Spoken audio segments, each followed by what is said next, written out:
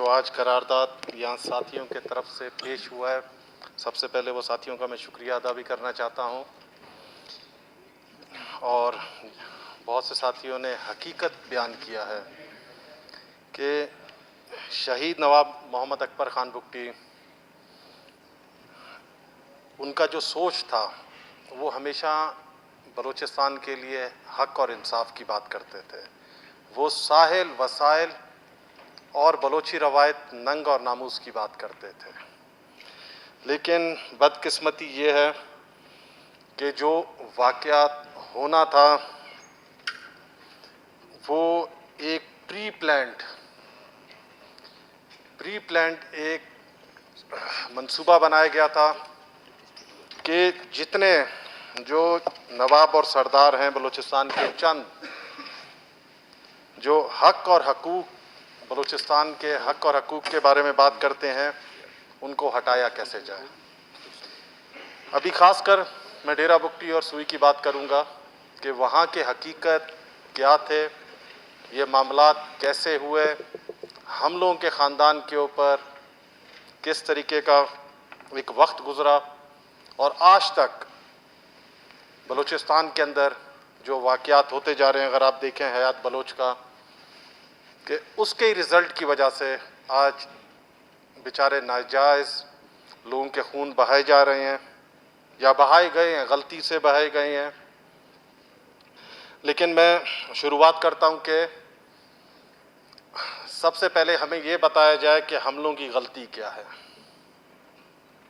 ہم لوگوں کو کیوں بولا گیا ہے کہ غدار ہے۔ اس لیے غدار بولا گیا ہے کہ کبھی کرپشن کا الزام نہیں لگا،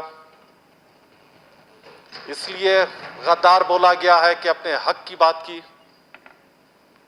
جو گیس پورے 70 سالوں سے پاکستان کے جو انڈسٹریز ہیں، خاص کر اگر آپ فیصل آباد چلے جائیں، یہی گیس سے انہوں نے بڑے بڑے انڈسٹریز بن چکے ہیں، لیکن بدقسمتی یہ ہے کہ ڈیرہ بگٹی کے عوام کے پاس گیس کھانا بنانے کے لیے بھی نہیں ہے، سوئی کے بھی عوام کے پاس۔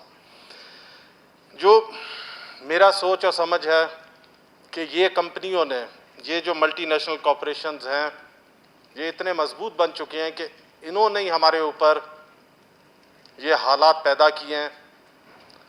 آج کے دن اگر آپ دیکھ لیں کہ پی پی ایل پچھلے 4 سال سے بغیر کوئی ایگریمنٹ کیے ہوئے بلوچستان حکومت کے ڈرلنگ کر رہے ہیں، اللیگل، بغیر کوئی ایگریمنٹ کے۔ جو ایگریمنٹیں انہوں نے وہاں ہم لوگوں کے ساتھ کیے ہیں ان کو تو آپ بھول ہی جائیں، لیکن جس طریقے سے وہاں جو واقعہ ہوا ہے ڈاکٹر شازیہ کا، وہاں جو واقعہ ہوا تھا نواب صاحب کو جو جہاز کے لیے انتظار کر رہے تھے، جنرل پرویز مشرف سے اس ٹائم ملنا تھا ان کو، معاملات حل ہونے والے تھے، ان کا ایئرپورٹ تھا پی پی ایل کا، انہوں نے جہاز خراب کیا۔ جس ٹائم نواب صاحب واپس روانہ ہوئے ڈیرہ بگٹی کے لیے، جہاز صحیح ہو گیا اور اڑ گیا۔ وہ کبھی نہیں چاہتے تھے کہ یہاں مسئلے مسائل حل ہوں، وہ یہ چاہ رہے تھے کہ جتنے وسائل ہوں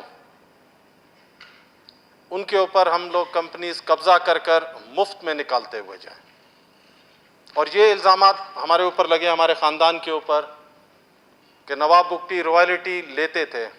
میں یہ عوام میں سوال رکھتا ہوں اور یہ عوام کے حوالے سے پوچھتا ہوں کہ ایسا کوئی کاغذ تو لا کر دکھائیں جس میں لکھا ہو کہ نواب بگٹی نے 1 روپیہ بھی یہ کمپنیوں سے لیا ہو۔ ایسا کوئی کاغذ نہیں ہے، یہ صرف ایک مسکنسیپشن، ایک جواز پیدا کیا گیا ہے۔ جی ہاں، ایک چیز ضرور ہے، وہ آن ریکارڈ بھی لاؤں، کہ زمین کا کرایہ وہ پاکستان میں کہیں پر بھی کوئی گیس کمپنی کام کریں، وہ وہاں کے جو مالکان ہیں زمین کے ان کو دیا جاتا ہے، لیکن معذرت کے ساتھ جو ہماری قبائلی زمین ہے 2005 اور 6 کے بعد اس کا بھی کرایہ نہیں دیا گیا۔ تو سمجھ لیں یہ کمپنیز ایک لینڈ مافیا کی طرح بیٹھے ہوئے ہیں۔ لیکن جو ہونا تھا وہ ہو گیا اور ہم آگے بڑھیں گے، لیکن یہ ضرور بولوں گا کہ نواب صاحب جس ٹائم بمباری ہوا تھا 2005 کے اندر میں خود بھی ادھر گیا تھا. اس کے بعد وہ نکلنے پر مجبور ہو گئے تھے. وہ بوڑھے تھے, پاؤں سے چل نہیں سکتے تھے. اگر آپ دیکھیں ان کے فوٹو ہمیشہ اونٹ پر ہوتے تھے, وہ چل نہیں سکتے تھے.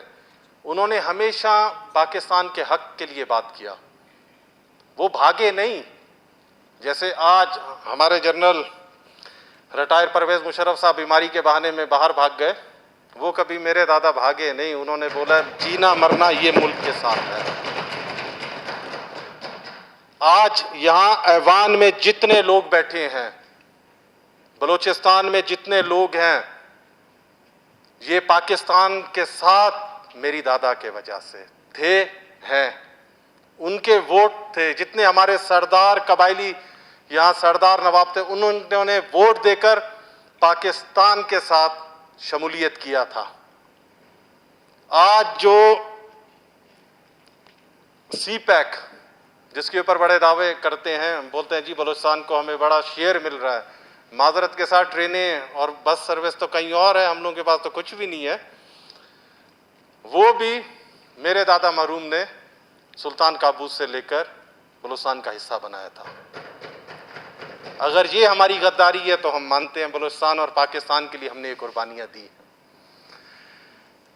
لیکن افسوس کی یہ بات ہے کہ جب ہمارے اوپر یہ واقعہ ہوا, ہمارے اوپر بمباری ہوا, ہم مجبور ہو گئے تھے پہاڑوں کی طرف رخ کرنے کے لیے. جان بچانا دیکھیں سب کا حق ہے, لیکن اس ٹائم ہمارے گھر کے اندر عورت بچے بھی تھے. ہمارے ساتھ ہندو برادریوں کتنے لوگ وہاں 2005 کے اندر ایک ہی جگہ پر مارے گئے. لیکن بدقسمتی کی یہ بات ہے کہ آج تک ہم لوگوں کو دہشت گردی کے لسٹ میں نام رکھا گیا ہے. میرا چھوٹا بھائی 12 سال کا تھا اس ٹائم, اس کو بھی بتایا گیا کہ one of the most wanted terrorist ہے. لیکن یہ مسکنسیپشن ہے, یہ ایک جواز بنایا گیا ہے. اور میں دعا کرتا ہوں کہ اللہ تعالیٰ جو فیڈریشن میں بیٹھے ہوئے لوگ ہیں, ساتھی ہیں, ان کو ہوش دے کہ بلوچستان کا مسئلہ حل کریں. لڑائی جھگڑوں سے کچھ نہیں ہوتا ہے. اگر آج آپ دیکھیں طالبان کا کتنا بڑا ایک ڈیلیگیشن آیا پاکستان کے اندر, ہمارے فارن منسٹر صاحب بھی بیٹھے ہوئے تھے, اور امریکہ نے بھی بولا جی ان سے بات کرنا ہے. تو ہم بھی چاہتے ہیں کہ بیٹھ کر یہ مسئلہ حل کریں. اس میں سب کی بھلائی ہے. ہمیں صرف اپنا حق چاہیے بلوچستان کے لوگوں کو, اس کے علاوہ اور ہم کچھ نہیں مانگتے ہیں. ہم بولتے ہیں جو ساحل ہے, جو وسائل ہے, وہ بلوچستان کے عوام کا ہے. جو ہمارا عزت ہے, ہمارا غیرت ہے, اس کے ساتھ ہمارا رسپیکٹ کیا جائے. اور زور سے ہم کبھی بلوچستان کے رہنے والے لوگوں نے کبھی کچھ مانا نہیں ہے. پیار سے مانگیں گے, ہم اپنا سر قربان کر دیں گے. اور میں شکریہ ادا کرنا چاہتا ہوں سب ساتھیوں نے جنہوں نے یہ بل پیش کیا ہے, اور ہاؤس کا بھی شکریہ ادا کرنا چاہتا ہوں. لیکن یہ ضرور بتانا چاہتا ہوں کہ ہم ایک محب وطن ہیں, اور اس کا سرٹیفکیٹ ہمیں کسی سے لینے کا ضرورت نہیں ہے, اور کسی کو ثبوت دینے کا بھی ضرورت نہیں ہے. یہ اتحاد گواہ ہے. ایک جنرل پرویز مشرف کے لیے ہم پورے فوج کو غلط نہیں بول سکتے. وہ ایک انسٹیٹیوٹ ہے, ہم ان کی عزت بھی کرتے ہیں, لیکن ایک آدمی کی وجہ سے سب کو بدنام نہیں کرنا چاہیے. اس لیے جی بہت مہربانی, شکریہ. شکریہ.